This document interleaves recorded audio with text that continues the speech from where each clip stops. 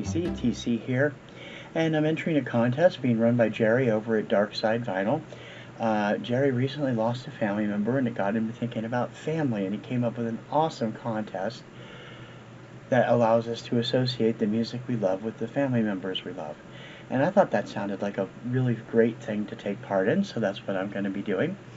There's 3 questions, and all of them are really, really brilliant. And so I hope, Jerry, I hope you like what I have.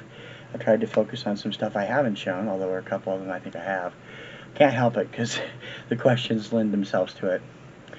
The first question, show an album or albums that remind you of family in some way. My main family member was my mother. My father was out of the picture when I was 5, and my stepfather wasn't around that long. So mostly it was my mother and I. I lost her in 2018.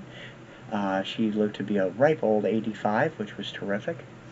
But there was always one particular artist that we both adored from the very beginning. When I was 6, when their first hits came out, and she loved them all just as much as I did, and that's Carpenters.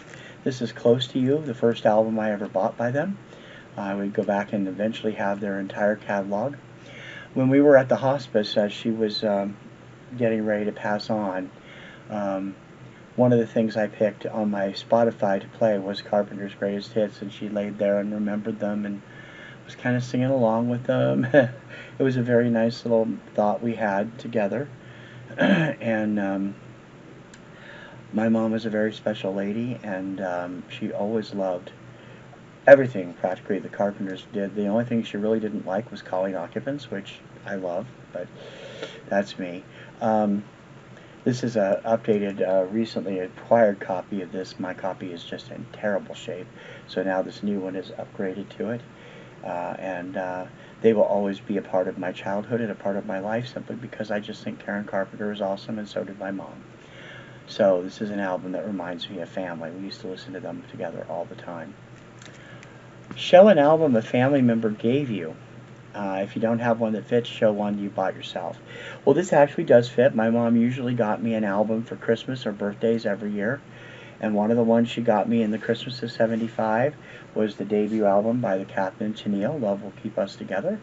This, of course, has Love Will Keep Us Together and The Way I Want to Touch You on it, along with their version of I Write the Songs and God Only Knows and Disney Girls, a couple of originals, and Daryl's instrumental Brody Bounce, which I love. Excuse me. Got this when we spent Christmas at St. John, Washington with family friends. It has a lyric sleeve. It's on A&M, of course. I have all their albums, too. Well, actually, I don't have the Australian release. I never did pick it up. I can listen to it on Spotify. We lost Daryl in 2020, early 2020, I believe. Tony's still out there, still going strong, and is now older than my mom was when she passed, I think. She's getting up there. Always great music. And again, my mom loved listening to it as well as giving it to me. I also have the Spanish language version of this album called Por Amor Viviremos, which I picked up from Columbia House. And finally, Jerry asked us to spell out family with albums any way you like. My current family is my wife. We've been together 28 years this year. We've known each other for 30 plus now. We met in 1990. And she's the love of my life. And there is a term used in the television series Star Trek The Next Generation, of which we are both happy geeks of, that refers to family and loved ones. And I'm going to spell that out for you. If you know the show, you know where I'm going to end up. I'm starting off with the letter I. This is Ish. And on this corner, this is Ish's solo album from 1986, I believe. This was I was unaware of the earlier solo album, but this is the one that came out after OXO broke up. I'm in the process of getting all the Foxy albums. I love Ish Ledesma. He's an amazing songwriter, amazing singer. I is for Ish. M is for Barbara Mandrell. I haven't shown this before, that's why I picked it. Love is Fair. Barbara's big hit off this album was Crackers, I think. Yeah. But it also includes a great duet of Michael Jackson's song, She's Out of My Life. Here it's He's Out of My Life, and it is a duet with, I'm sorry, it's on there, but I can't see it because I haven't got the right light. Oh, there's the lamp. Wait a minute. I thought the lamp was out of the way. Does it say on the back? No, it doesn't say on the cover. I know that she does. It's done as a duet though, and it's really terrific. So M is for Mandrell, as in Barbara Mandrell. Z is for Dweezil Zappa. Zappa is the son of Frank Zappa. This was his debut album. He was 16 when it came out, Having a Nice Day. I think I've shown this before. He was still, I believe, an MTV VJ when this came out. Has a lyric sheet with it. It's on Barking Pumpkin Records, his father's label.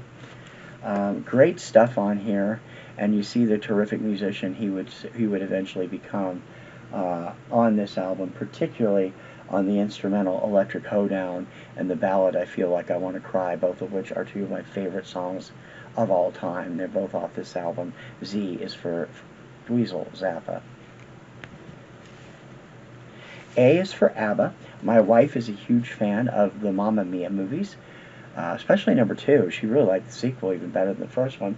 This is Abba, the album from 1978. It features Take a Chance on Me, and also has Eagle, the Name of the Game, on it. Came from a movie which was not released in America until the 2000s, only in Europe. Abba has been one of my favorite acts since I was a kid. I have all of their albums, original albums like this, all OG. Terrific stuff, and I will always love them. Their harmonies were amazing, their musicality was amazing. And even my wife likes ABBA. My wife's more of a hard rock, heavy metal person, but she likes some good pop, and ABBA is one of them. So A is for ABBA. D is for a band both my wife and I equally love, Def Leppard.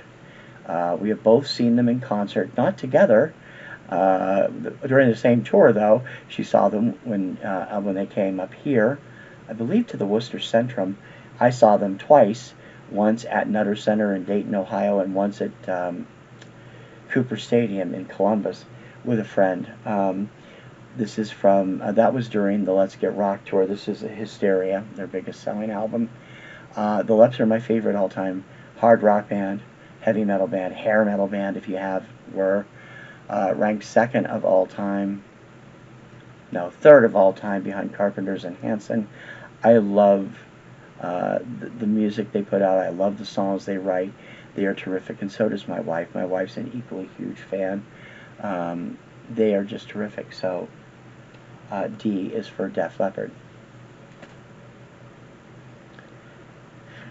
And finally, I is for The Innocents. If you've never heard of them, they were a new wave, punky new wave, pop rock band. They were featured on the only season, one episode actually, of a show called, I think it was called Make Me a Star. It was based on the same UK show of the same name, whatever the proper name was, which turned Sheena Easton into a star. They never took off, unfortunately. The album is really good. It's a lot of fun. It's one of those few albums actually released on Boardwalk Records, which was the label owned by former Casablanca head Neil Bogart. I don't know if you can see that well enough. It does come with a lyric sleeve. The singles, Directly from the Heart and Hold My Hand, did not chart, but they did produce an alumni that's become pretty well known. Let's see if I can get this in here. This gentleman right here, up in the upper right corner, at the time he was known as Tommy. Today he's Oscar-winning composer Thomas Newman. He won Oscars for a number of things. Wrote one of my all-time favorite scores, the score from Wall-E. Really amazing stuff. This is worth finding. If you find it, it's good. It deserved better than it got. So if you put all 6 of those letters together, I-M-Z-A-D-I, you get the Beta Z word for beloved, Imzadi. And my wife and I use that to refer to each other quite often. Because we're geeks, we're geeks, we're geeks, we're geeks, we're geeks, as she always says. Jerry, my condolences on the loss of your family member, and I hope that this would at least try to put a smile on your face, and I hope everybody likes what I've shown, and we'll check them out, because they're all pretty good. Until next time, I'm TC. See ya.